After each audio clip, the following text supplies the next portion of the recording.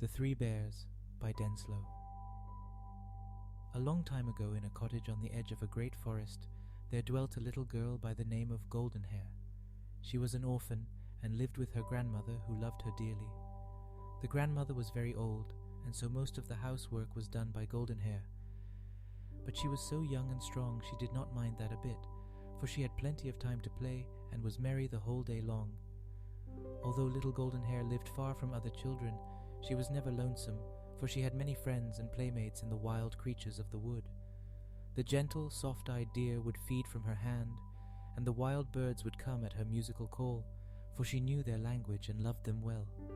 Goldenhair had never wandered far into the forest, but one day in the early autumn time, as she was gathering bright leaves and goldenrod, she strayed farther than she knew and came upon a lonely grey cabin under the mighty trees.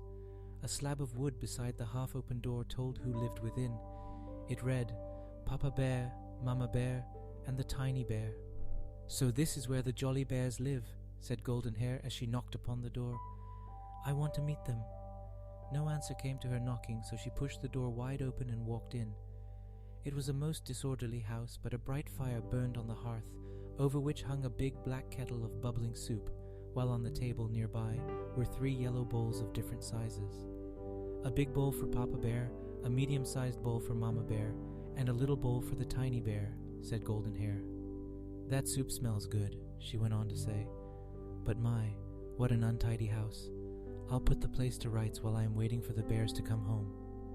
So she went to work to sweep and dust, and soon had the room in order.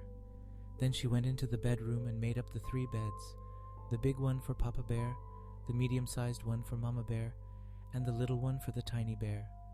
She bustled and had everything as neat as a pin when in bounced the 3 jolly bears. For a moment the bears stood speechless, with wide-open eyes staring at Goldenhair, who stood like a ray of sunshine in the dusky room. Then they burst into loud laughter and made her welcome to their home.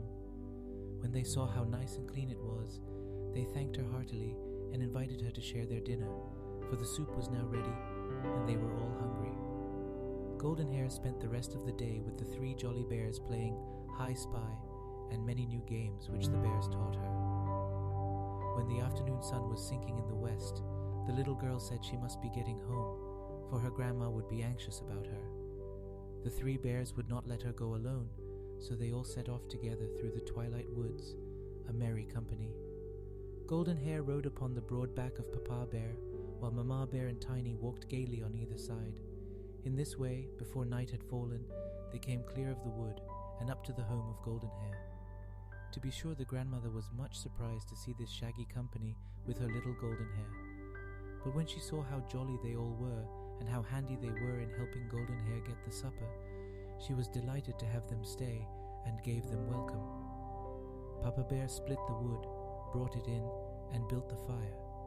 Mama Bear got the tea kettle and filled it with water that was carried from the well by the Tiny Bear, and soon they were able to sit down to a good supper of hot biscuit, wild honey, and pumpkin pie, with tea for the elders and nice sweet milk for Goldenhair and the Tiny Bear.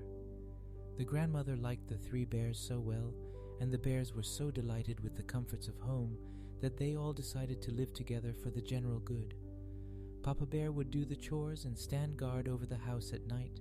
Mama Bear would do the housework under the direction of Goldenhair, while the Tiny Bear would wait upon grandmother and run errands for the household.